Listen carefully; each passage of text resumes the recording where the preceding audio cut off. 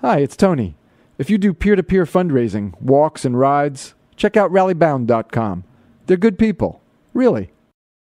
Welcome to Tony Martignetti Nonprofit Radio coverage of Fundraising Day 2013. We're at the Marriott Marquis Hotel in Midtown, New York City, right in Times Square. The conference is being taken down around us, so you may hear noise of chairs and tables, but we're still here. We'll be the last remnants, the last shards of Fundraising Day 2013. With me is, as I said, Beth Kanter. She's a master trainer, blogger, speaker, and author. She's co-author of The Networked Nonprofit and Measuring the Networked Nonprofit. Beth Kanter, welcome to the show. Oh, thanks so much for having me. It's a pleasure. Welcome. Yes. You still have a lot of energy end of the day. Oh, yes. I always have a lot of energy. Outstanding. Okay. We want to talk about the online networks and engagement on the online networks. How do we accomplish real, true engagement? Oh, there's a ringing phone too. Oh, a ringing phone. You may hear ringing phones as well. So how do we engage online? Well, let's take that ringing phone as an example. Love to. Yeah. Well, if you're really engaging, you're listening and you're answering the phone and you're having a conversation. So instead of just like blasting out your message or constantly saying, giving an ask, you're listening to the conversations that are happening on social networks around your issue, and you're finding ways to talk to people. And mention your cause, and then to cultivate them, to then become supporters, and to become so excited and enthusiastic about you that they go out and they recruit their friends. We still have lingering thoughts, though, and lingering practices, don't we, about it being more a one-way channel? I mean, we have a Facebook page. We got to keep it busy with our content. We have a Twitter stream. We got to keep it busy with our content. Yes. Versus the listening. Yes, and it's as a trainer, it's really interesting to encourage people to kind of shift their habit. And what I found this is at a practitioner level, is that it's a real change of mindset for like creating your content, scheduling your content, and having it go out there. Yes, you need to have that structure, but then the social piece is this more organic time where you're listening and you're actually asking questions and you're responding. And so I actually tell practitioners, schedule those in 2 different blocks. Actually go in and because people have a resistance to like, oh, well, this engagement stuff, it's like open-ended and I don't have the time for this and it makes me dizzy. And I said, well, look, just schedule these 20-minute blocks where you're just checking in. I mean, that's the way I do it. I mean, I have planned content. It's not, I occasionally will promote my blog posts, but I'm always sharing links from other people, and that's another way. I'm constantly scanning through my list and seeing what my different networks are talking about and asking questions. I'm initiating conversations. So I think of it like in a way, a cocktail party that's not too big and saying, well, hi, Tony, how are you? Okay. As opposed to, hi, Tony, want to buy my book? Now you mentioned scanning your lists. How do you go about that? What does that mean? Well, I mean, I'm not speaking English, I guess, but on Twitter you can actually. Yeah, I do, and on the show I have jargon jail. Jargon so jail. I haven't put you in jargon jail. I didn't think of it. But, well, when I do that as a trainer too, I throw a ball at people. Do you? Yes. Excellent. Not a softball. No, a squish ball, a squisher. Okay. So I have jargon jail. Here, okay, so it's just on Twitter you can actually group similar people. I have one that's like thought leaders in the nonprofit world that I listen to. I have CEOs of foundations. I have, data geeks, because that's another topic of interest. And so I can actually look at all of their tweets together instead of the whole list. So if I can be very intentional about, well, okay, data geek stuff is on my list today. For content, it's my week's theme for content. So I'm going to be scanning and seeing what kind of resources are the data geeks sharing that I want to highlight. And maybe I'm writing a post about something about that, so I might ask them, I've just come across this really interesting article in the New York Times that talks about the myths of big data. What do you think about it? And then they'll tell me, and then I might then use that to create a blog post. So there is, so sometimes I create a lot of content based on these conversations. Okay, and breaking that down for listeners to the nonprofit, in nonprofits, I mean, there are different lists. Might be supporters, donors, volunteers, maybe board members. I don't know. Similar types of organizations. Vendors. Oh yes, champions, right. People who influencers. Let's talk about the similarly placed organizations. Why should we be listening to the quote, the competition? Well, that was the whole topic of my first book, in that organizations need to So you have a couple of thoughts about that? Yeah, Okay. they need to think like networks, and networks are comprised of people and organizations. And when we collaborate, there's more abundance. So, so similar organizations, there may be content from, we should theoretically, if we're all in the animal welfare business, if sharing each other content helps us all reach that goal faster. And I'll just remind listeners, Beth's first book was The Networked Nonprofit, and her co-author, Allison Fine, has been on the show just within the past couple of months. Well, it's now June. Allison was on, so you could look for Allison Fine if you want to meet Beth's co-author. Yes. Let's say more about that. So the Networked Nonprofit is not only networked to the lists and the groups that are so obvious. We need to be going deeper than what's on the surface. Yeah, I mean, and it's not just external groups, too. It's also within the organization. Oh, okay, excellent. I knew I was headed somewhere. I didn't know where. Thank you for taking my hand. Yeah. Well, I mean, what typically happens, is that they think of social media as the social media person in that you do the social media stuff. Look at a social media volunteer, and really it needs to be the whole organization. And with the slightly larger organizations, they tend to be siloed in different departments, and there's one person doing it. So I always recommend a hybrid model where there are people responsible for the digital across departments, and those people are the ones that are talking to one another. So we get rid of the silos, and it's been scaling within the whole organization. But that's not going to happen unless leadership is behind it. Unless what we have the ability of our executive directors to lead with a network mindset. Okay. What does that mean? I guess you're wondering. Well, I had something else, but go ahead. Yeah, what's the network mindset? Well, that's where they think about in two-way relationship building, listening, being data informed, being more transparent. And I'm seeing more and more organizations having their leaders do this. They're actually using social media as a leadership tool. And listening. You've mentioned listening now a couple of times. This really needs to be a very learning process. It has, it's a disciplined process. It's not just this organic kind of thing. And one organization that does a tremendous job of listening is Upwell, which is an ocean conservation organization. UPWELL? Yeah, Upwell. Upwell.org?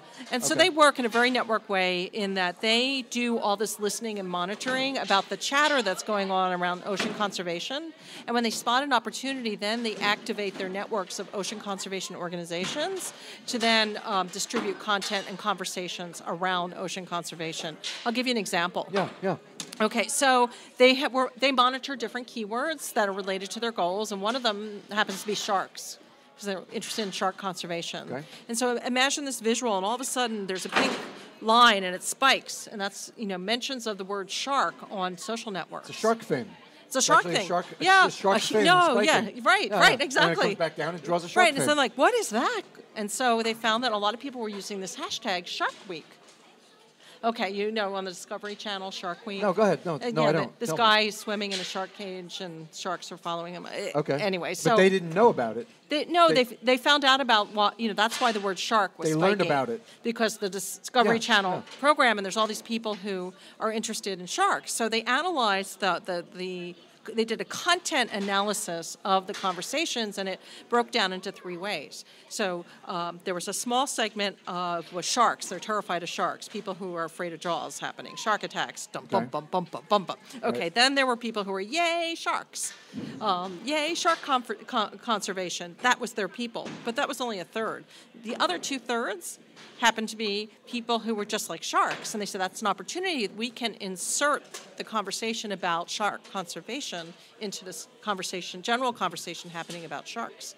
And so what they were able to do is then activate all their other organizations, create content around shark conservation and start to tweet about that.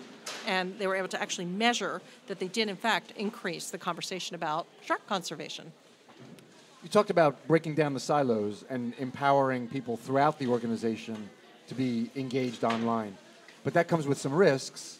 How do we balance that and manage those risks of people within the organization saying things that aren't in line with the mission, or maybe they start to become political advocates or something, which can be risky for a nonprofit. So how do we balance those? Well, that sounds like a common concern of CEOs. Okay, I'm not a CEO. Yeah, right. That's the common fear first. Oh my God, scale social to everybody. Oh my God, how are we going to control our people?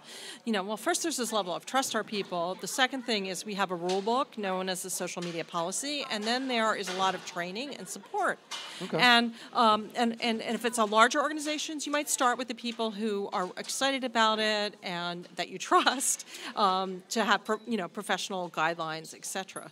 So the social media policy might have a thing about if you're going to be online representing the organization, you want to act professionally. Okay. There's also going to be some references to the kinds of things you really can't do on behalf of the organization and be in line with the IRS. Like you can't. There's no partisan politics really. So it's all manageable. It's definitely manageable. I just want to make people aware that there's another side. I mean, there's a risk. So, but let me tell you a story. Manageable. Let me say. Okay, so this is before social media. Okay, so the YMCA summer camp. Okay, all the counselors wear YMCA T-shirts. Right. Friday night, a couple of them go down to the bar. 20 years ago, throw down a few beers, and there were complaints because what are these? They're wearing YMCA T-shirts and they're drinking. Right. And so they had to actually amend the employee handbook to say if you're wearing a employee YMCA T-shirt, professional contact. Don't go drinking at the bar on a Friday night with your T-shirt on because that means you're representing us. Okay. It's no different. Again, risk management. Right. I didn't want to suggest that we needed social media in order to create risks of empowering employees. I just wanted to get your take on how to manage those risks. Yeah. So I know you have a lot of thoughts about scaling and going to the next level around social media. What thoughts do you have there? Well, a lot of that is about being able to empower your employees to leverage their passion in service of the mission. Okay. And I'm actually going to go back to Upwell again because there's a great story. Although, do you have a bleeper on your? It has a bad word in it. Say it, and we'll worry about it later. It's okay. Oh, okay. So there is a young woman that does the social media, part of her job. All the staff do social media at Upwell, but her name is Rachel, and she loves sharks, okay? And so she happened to find this Tumblr community, about Tumblr blogs, and it had like 5 million subscribers, and and they all love sharks, okay? And it was called Fuck Yeah Sharks. Okay. And so it was run by these 20-somethings, and it was all young folks that just were crazy about sharks. And so they wanted to donate the blog to a nonprofit, and so they called her up and they said, "Yeah, we're thinking about giving it to this nonprofit, the Discovery Channel." And they said, "Oh, no, they're not a nonprofit." And she goes, "Why don't you give it to our nonprofit?"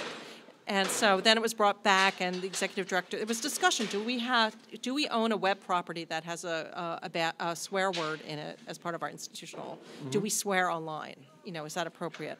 So they decided to have the blog go to the employee, and they decided that the employee would buy it for the price of a pepperoni pizza.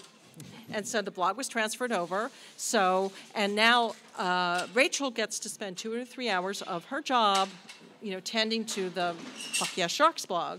So, you didn't have to say it a second time. Oh, okay. You just said the blog. The blog. Okay, but you like swearing. Yeah, okay. yeah. So I don't mind. Okay, so is it worth it to get 5 million people who are crazy about your mission for the cost of a pepperoni pizza? I should say. Yeah. Right. All right. Okay. Other thoughts about so it's based around empowering the employees. What about the ones who don't really take to it well? I don't know, maybe because of age or maybe because of culture. Do we try to bring them along, or do we just say, if it doesn't feel right for you, then you don't need to? Well, no, it definitely can be optional, and I think you have to think about it as a social change process within the organization. So you might start with people who are influencing others, and not try to get everybody on at the same time because you'll be faced with resistance. I'm thinking of an organization that I happened to work with, and they were scaling it, and they did departmental road shows where they did this. And at one meeting I actually happened to be at, one of the senior VPs said, "I don't want to be on Facebook and make comments on the organization's page because I don't want the world to see my photos of my grandson at Chuck E. Cheese." And then we thought, she doesn't understand the privacy settings on Facebook. So they did some privacy tutorials. and made her comfortable. Okay. So we can bring people along. Yeah. Within their comfort level and through training, Yes. education, help more people come along. Yeah, I mean, I actually did a session with the CEOs of all the United Ways of California to train them to be on Twitter, and because it was part of their strategy to have all employees, throughout the whole network do it. So they invited me up to do a training, and in the very beginning, one guy said to me, "I'll never get on Twitter. This is the stupidest thing I've ever seen." And I'm like, well, luckily the others didn't feel this way, but I sort of said to him, you know what, my indicator for success of this workshop will be if you get on Twitter. Oh, you even challenged him? Yeah, I challenged him. Oh, boy, okay. But you know what, I had to readjust my outcome. My metric for success was that he wasn't going to get on Twitter, but he allowed his employees to do it. Okay. So people can come around. Yes. Yeah. All right. Again, education, etc. We also need to be willing to fail at this from time to time. Yes. And use those as learning. Exactly. Learning opportunities. That's right. And especially like I'm thinking about a lot of the organizations here it's the people in fundraising, and there's fundraising benefits, right? Yes. Events. And so I asked the question, do any of you do after action reviews? And they raise their hands. I said, what typically happens? We get the finger. Not that finger, but it's your fault. The wagged finger. Yeah, the wagged finger. If something doesn't go right, it's all your fault. There are three typical reactions to failure that we as individuals have. First, it's your fault. We blame others, or it's the agency's fault. We say, what failure? We deny it. Or else we blame ourselves. We say, it's all my fault. I'm a disease. It was all my fault. I am just terrible. Fire me on the spot. I don't deserve to live. Yeah, that's pretty effusive. You had a lot of practice at this.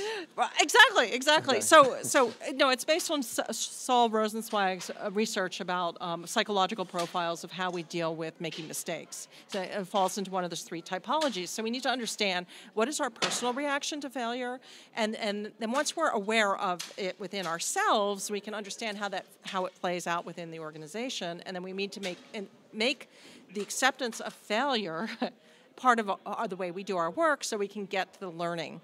And one of the ways is to do the failure bell. Okay. Go ahead. I'll bite. Yes. Okay. So have you ever watched Olympians when they've made a mistake or a fall, like Gretchen Bieler, the snowboard lady who took a big tumble? Right. Yeah. Great. Or the gymnasts, the Olympic or trapeze artists who don't stick, or they fall off the right. bars. And when they do this, they raise their hands. Yeah. So they raise their hands, they grin like a submissive dog, and they say, "I failed. I'm going to move on and learn." And so that's a cathartic release. I mean, I'm going to challenge you. Think for a moment, Tony. Okay. about something that you made a mistake. Okay, I got something. It. Yeah, okay. I got it. I saw your shoulders go up and cringe. Did they really? Yeah, you cringed like a Gumby. Really? Yeah. Maybe it just got cold in here. Yeah. Maybe there's a cold breeze? No. Okay. And so it's just something from our childhood or upbringing, I was thinking about something in business, money unwisely spent. No, yeah. It makes us cringe, but if we're able to do this, it lets it go. I failed. Smile. Cool. My arms are up for Yes. those listening to the podcast. My arms are up over my head. Like what sport is that has field goals? Is that baseball? I I failed. don't know. It's football or baseball. And then I'm going to move on and learn what I learned from it. What am I going to do differently the next time? Now, you can't run into a meeting late and say, I failed. Beth said that was okay. And this becomes very interesting, what you said earlier about coming from the top. Leaders have to be not just bought into this process, but leading the process, so that people don't have this fear of failure. Exactly, and that's how it translates from the individual to the team. And I just wrote an article about this for the Harvard Business Review blog. It's called "Go Ahead, Do a Failure Bell," and it was actually an analysis of nonprofits that have formal ways to acknowledge and celebrate failure. Mm-hmm. And one of them is the Do Something group, and they do a pink boa contest. Oh, DoSomething.org. Yes. Yeah, I had a guest on earlier today from Do Something. Oh, really? Yeah. Who? Manier. Manier, okay. Yes. Well, They might have told you about Veneer Panjwani. Okay, so they do. They will bring a campaign that didn't do well. They'll dress up in pink boas and they'll explain why it didn't work and what they learned from it. You know, Global Giving does the Biggest Loser fundraising campaign based on the TV show, What Didn't Work. And my favorite one is from Moms Rising, which is an activist organization. They give things a joyful funeral. Say that again? They do joyful funerals. Really? That email campaign bombed. Well, time to bury it. So bad it died. They actually order flowers, and they give it in a eulogy, and that's where they are able to reflect and go on to something that's better. Outstanding. They even do a eulogy. Yes, I love that. And bury the body. About 2 years ago, I had Stephanie Strom on, back when she had the philanthropy beat for the New York Times, and she was on talking about something that the World Bank ran called Failure Fair, I think, or Failure Fest? Fail Fest. Fail Fest. And there is Fail Fair. Okay. I think she was talking about Fail Fair. Right. Because I think they used an English spelling, F-A-I-R-E. Yes. Or Old English spelling. Yeah. And that was it. They were celebrating the failures. They had a conference around what didn't work. Exactly, in IT, and there's another group called Admitting Failure. It's a website. So, like, let's not be zombies and doomed to repeat the mistakes of the past, because if funders are funding something and it doesn't work, nobody sees that report, and people replicate those mistakes, you know? Yep. Okay. You know. Say more. Is there more you want to say about it? No. Oh, okay. We only have we have another 4.5 minutes or so. And I want to talk a little about measurement, because that's your second book, is Measuring the Network Nonprofit. Yes. Can you introduce this in a couple minutes? Sure. Data. We're measuring outcomes, right? Yeah, exactly. So the reason I wrote the book is a lot of, after the first book, a lot of people were saying, well, okay, so now we've changed the way we're working, but how do we know we're successful? And I also noticed that there were different camps about measurement. Most people is either denial, fear, confusion, and they needed to get to that being data informed. So I wrote this book, and I actually had 62 grantees from the Packard Foundation. I'm visiting scholar there. They were field testing the book with Katie Payne, my co-author's framework, which is the 7 steps of measurement. So the book takes it and puts measurement in very human, easy to understand language that can help organizations go through a process to measure and figure out what's working and what's not working with their social media, and to improve it and to get better results. Okay. We just have time to really scratch the surface of data of this kind of measurement. What's the easiest place to start that we can talk a little bit about in just a couple of minutes? Okay, the easiest place to start is don't try to measure the ocean. If you don't have the resources to measure the ocean, just measure one beach. Start with one simple campaign, one project, one channel. Figure out what the outcomes are for success, what the one metric is for success, collect a month's worth of data on that, and then actually sit down and look at it and figure out how you can do it better. Okay. We can talk a little more. We have just I had said like 4.5 minutes. Okay. That was only about 2. Oh, so I gave you the 2-minute version. Yeah, we got a couple more minutes. All right. So you have the luxury of time here on Tony Martignetti. Okay. 3 more minutes anyway. Let's go a little deeper. How do you start that process? Does it start with? Well, let me ask. Does it start with what were the goals of the campaign? Well, it starts with defining success. Okay. Social media is not engagement for engagement's sake, even though engagement is really important, but engagement to do something. What is the outcome? Is it to raise money? Is it to change behavior? Is it to change legislation? Is it to, to improve relationships with donors? Is it to learn something? What is it? Why are we doing this? And really hone that in. And once you've defined that, what is the one metric that we can collect that's going to tell us that we've been successful doing this? Knowing in advance. Yes. We're still in advance of the campaign. Yes, exactly. What's the metric we're trying to change? Yeah, and in social media, it could be about generating more conversation, with the example I gave to you about shark conservation. Okay. And if we're looking at, more and more now, we're seeing social fundraising. So if the ultimate result is more dollars raised, we know that in order to get more dollars raised, there has to be more engagement. And in order for more engagement, we have to have better relationships with our donors. People have to know about us. So you have to have this whole ladder of engagement, and what the benchmark is to convert from each rung. And then relating that to how are you doing this? What kinds of conversation starters are you using? How are you doing your influencer research? And making it better based on that data that you're getting. Right, and being willing to recognize that there are better ways to have done it. Yes, not we're going to do it the same old way. Yeah. Okay. Anything you want to leave people with? We have just a minute left. Maybe a final thought on measurement. Yeah, I think that, well, my final thought is that I think, the keys to success of being a network nonprofit is to be networked, use measurement, and make sense of your data. Okay. I also like not being afraid to fail. Yeah. Can I? Yeah, sure. Am I being... Making sense of making sense of your data, part of that is don't be afraid to fail. Okay, good. Okay, cool. And learn from it. Okay. Beth Kanter, master trainer, blogger, speaker, author, The Network Nonprofit, and Measuring the Network Nonprofit. Beth, where's your blog? It's bethkanter.org. Just Google Beth. Just Google Beth. And I cool. show up That's very nice. after Kiss Beth. But if you need to go further, Kanter is Kanter. Beth, thank you very much for being a guest. Great. Thank you so much for having me. My pleasure. It's Tony Martignetti Nonprofit Radio coverage of Fundraising Day 2013, which has been taken down around us. If I was to pan the camera now, you'd see bare tables, no more pipe and drape, no more nice bunting, no more flowers. You'd see tables being wheeled out on carts and basically an empty room with lots of trash around. That's what's left. We're the last remnants of Fundraising Day 2013. Thanks very much for being with us.